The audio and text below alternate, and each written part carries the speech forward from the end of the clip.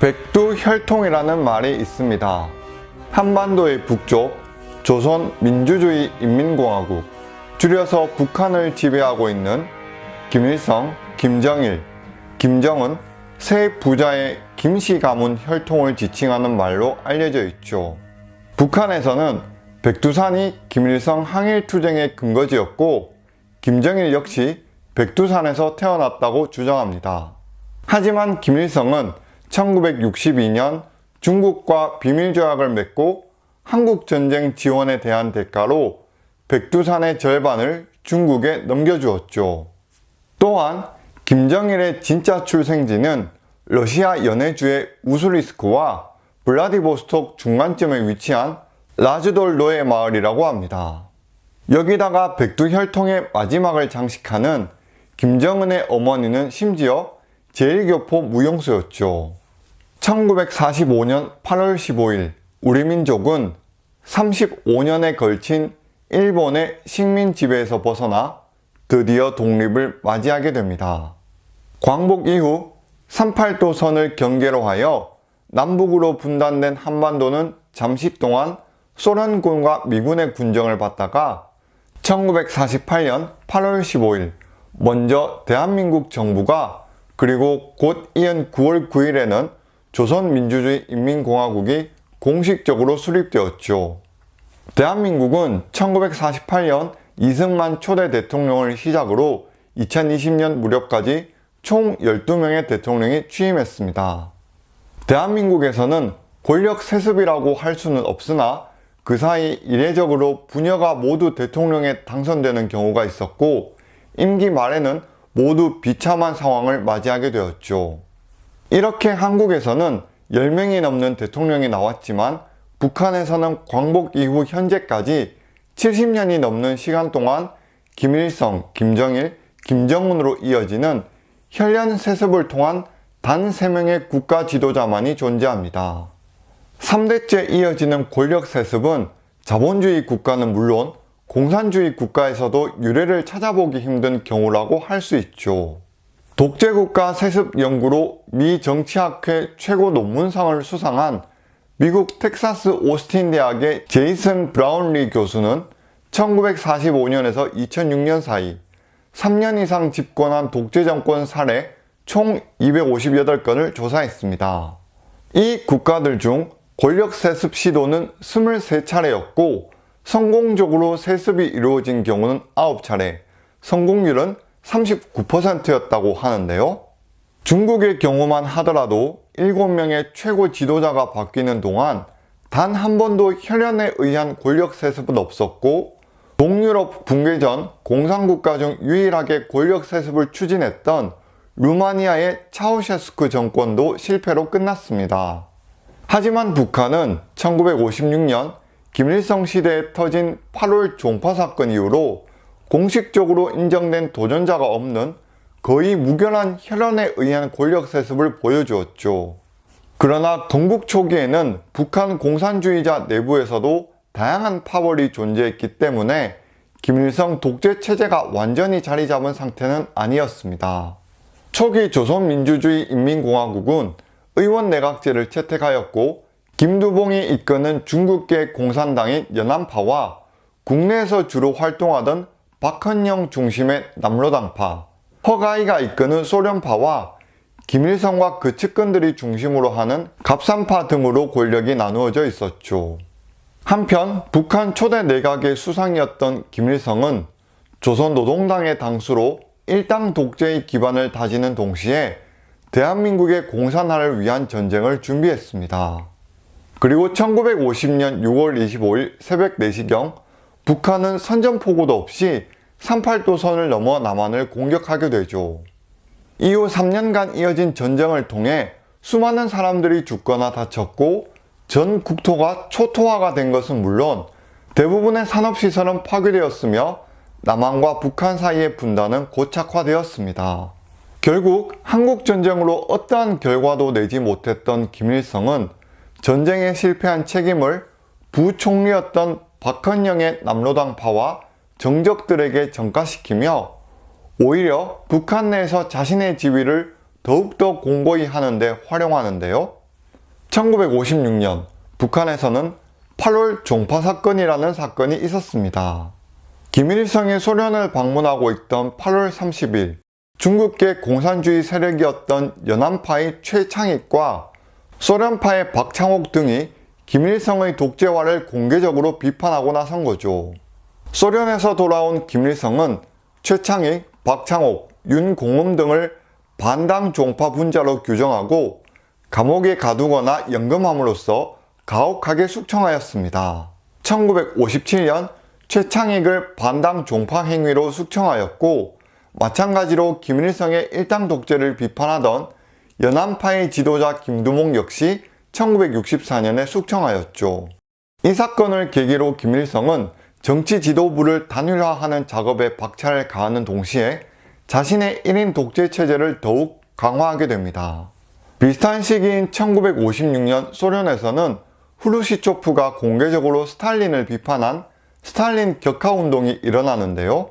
국외에서는 공산주의의 종주국이라 할 수 있는 소련이 스탈린의 정책을 반대하는 입장을 표명한 데다 국내에서는 8월 종파 사건까지 터지게 되자 김일성은 새로운 돌파구가 필요했습니다.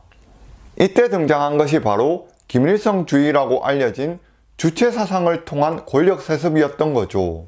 북한의 이념, 정치, 경제, 군사 및 외교 등 모든 영역을 망라하여 큰 영향력을 끼치며 북한의 혁명지도 이념을 대표하는 주체 사상에서는 혁명과 건설의 주인은 인민대중이며 혁명과 건설을 추동하는 힘은 인민대중에게 있다고 주장합니다. 이를 위해 혁명과 건설에서 자주적이고 창조적인 입장을 견지할 수 있도록 지도하는 것이 주체사상이라고 할 수 있는데요.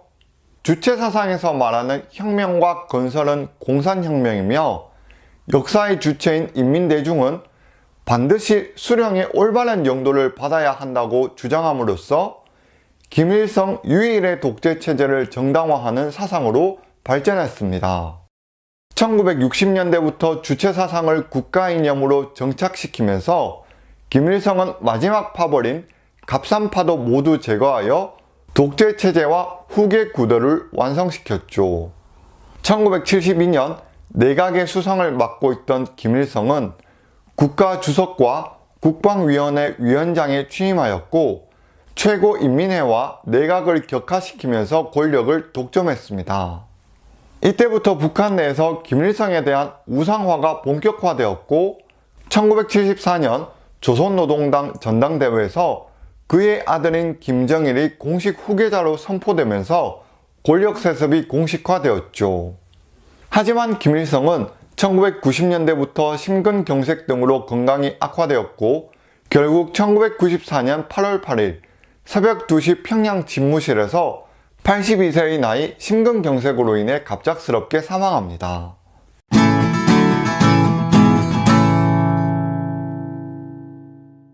김정일은 1941년 소련에서 김일성과 김정숙 사이의 첫째 아들로 태어났는데요. 어린 시절 그는 러시아어 이름인 유리 지체노비치라는 이름의 애칭인 유라라고 불렸고 1945년 8월 15일 광복 이후에 부모를 따라 북한으로 돌아온 후로도 한동안 김유라라는 이름을 사용했다고 합니다. 그 후로 러시아식 이름을 버리고 김정일로 이름을 바꾸었는데 이는 어머니 김정숙의 정과 아버지 김일성의 이를 합친 이름이었죠. 1957년 평양 제1중학교를 졸업하고 남산 고급중학교를 거쳐 1963년 김일성 종합대학에서 정치경제학과를 공부한 김정일은 대학생 시절 조선노동당에 입당하여 후계자 수업을 받게 됩니다. 김정일은 김일성이 펼친 천리마 운동에 적극적으로 참여하며 경제성장 운동에 열심히 참여했는데요. 중국의 대약진운동과 유사한 성격으로 출발한 천리마 운동은 처음에는 사회주의 생산경쟁 활동으로 시작하였고 1950년대 후반부터 60년대에 중공업이 비약적으로 발전하면서 북한 경제의 황금기를 이끌었습니다. 전쟁으로 인해 산업 기반이 초토화된 상황에서 짧은 시간 동안 괄목할 만한 경제성장을 이룰 수 있었던 배경에는 이 천리마 운동의 영향이 컸다고 할 수 있었죠.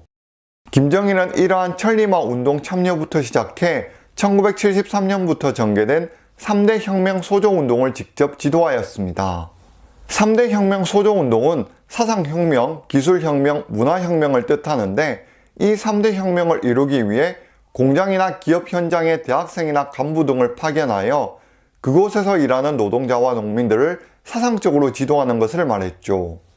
이 운동을 통해 김정일은 북한 전역에 자신의 명령체계를 확고히 할 수 있었고 직접적인 통제력을 미칠 수 있었습니다. 이렇게 자신의 권력을 조금씩 키워나가기 시작한 김정일은 1980년 10월 조선노동당 제6차 전당대회에서 중앙위원회 상무위원, 중앙위원회 비서, 중앙군사위원으로 선출되면서 후계자로서의 지위가 확정되었는데요. 이후 그는 1990년 5월부터 국방위원회의 제1부위원장을 맡았으며 이듬해에는 김일성이 40년간 맡고 있었던 조선인민군 최고사령관직을 승계받습니다. 1994년 아버지 김일성이 사망하자 3년간의 유훈 통치를 발표하였으나 사실상 김정일의 통치가 시작된 걸로 볼 수 있었죠. 1992년 헌법 개정을 통하여 주석의 권한을 축소하는 대신 군사 관련 기능을 국방위원회로 통합하면서 자연스럽게 국방위원장의 권한을 강화하였고 스스로 초대 국방위원장에 취임했습니다. 김정일은 1998년 다시 한번 헌법을 개정하면서 주석제를 완전히 폐지하고 국방위원장으로서 실권을 장악하면서 이른바 선군 정치를 펼치게 되는데요. 공식적으로 아버지가 이룬 김일성 주석 체제에서 김정일 국방위원장 체제로 변화한 것으로 볼 수 있었습니다.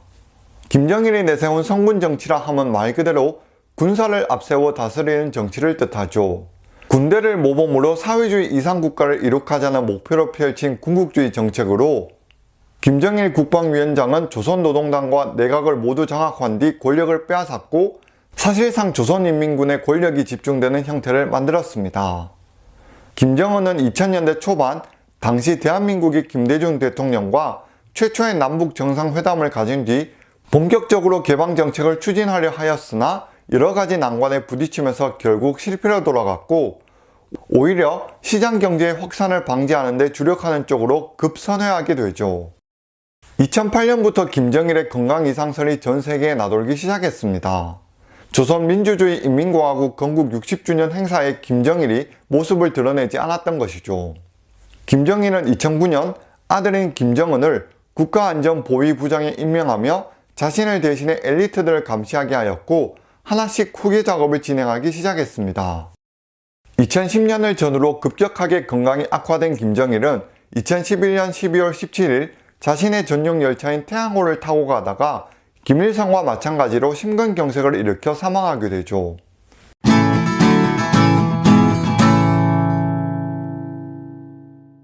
(1984년) 김정일 국방위원장과 무정수 출신의 네 번째 부인이었던 어머니 고영희 사이에서 차남으로 태어난 김정은은 친형인 김정철, 여동생으로는 김여정이 있으며 다수의 이복 형제들이 있었습니다.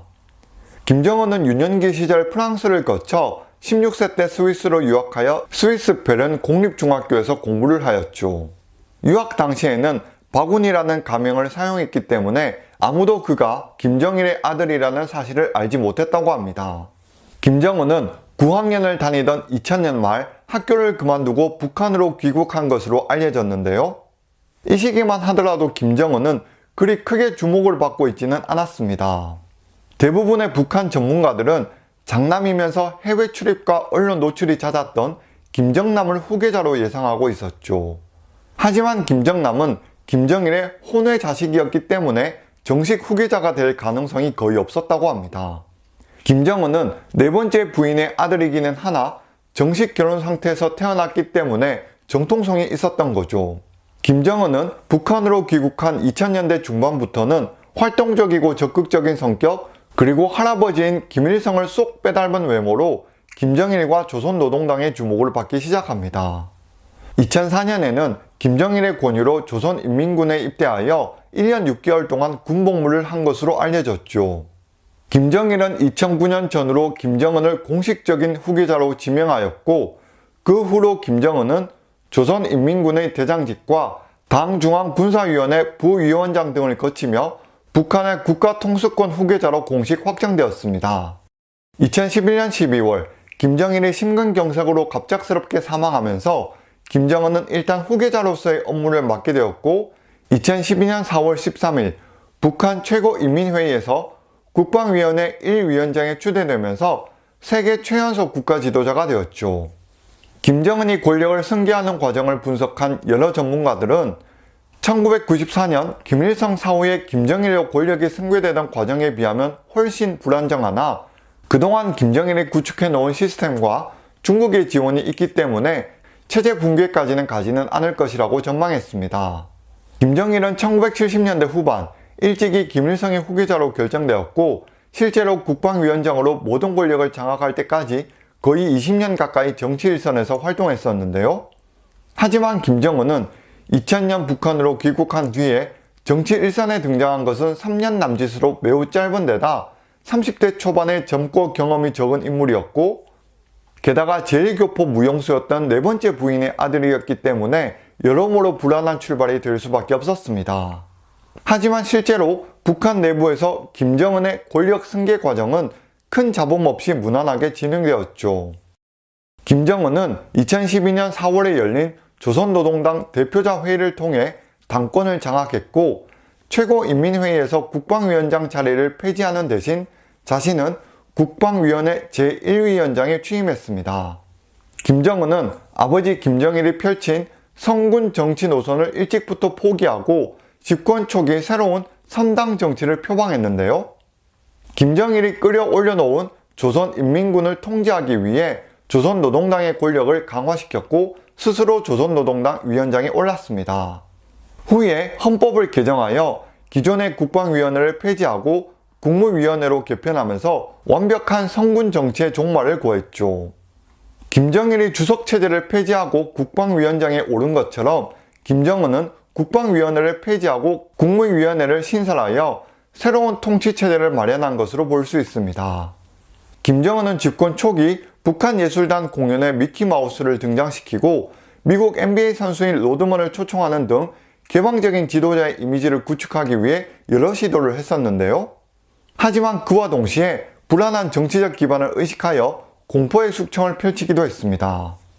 자신의 고모부이자 정치적 후견인이었던 장성택과 인민무력부장 현영철, 이복형 김정남을 비롯하여 많은 친족과 군 핵심 인사들을 줄줄이 숙청하면서 전 세계적으로 인권 문제에 대한 비판을 받기도 했죠. 하지만 김정은의 숙청 규모는 김일성이나 김정일에 비해 적은 편이라고 합니다. 해외에서는 북한의 이러한 권력 세습을 가리켜 김씨왕조라는 용어를 사용하기도 하죠. 2차 대전 이후 전 세계적으로 수많은 독재자들이 등장했고 그중 일부는 권력 세습을 시도했습니다. 물론 성공을 거둔 독재자들도 있었지만 북한의 경우처럼 70년이 넘도록 초대 독재자에서 손자에 이르기까지 권력 이양에 성공한 사례는 북한밖에 없다고 하네요. 이후 종종 김정은 건강 이상설이 터져나오면서 김정은의 여동생이자 그가 가장 신뢰하는 측근으로 알려진 김여정이 만일의 사태를 대비하여 최고 지도자 권한 대행을 맡게 될 것이라는 예측이 나오기도 했습니다. 최근에는 북한에서도 자본주의의 문화가 퍼지는 모습을 보이자 김정은은 반동사상 문화 배격법으로 자본주의 문화에 대한 경계 수위를 높이며 자신의 독재 권력에 힘쓰는 모습을 보이기도 했죠. 이번 영상에서는 세계에서 유일하다는 북한 3대 세습 독재에 대해 정리해 보았습니다. 끝까지 시청해 주셔서 감사드리며 평안한 하루 보내시길 바랍니다.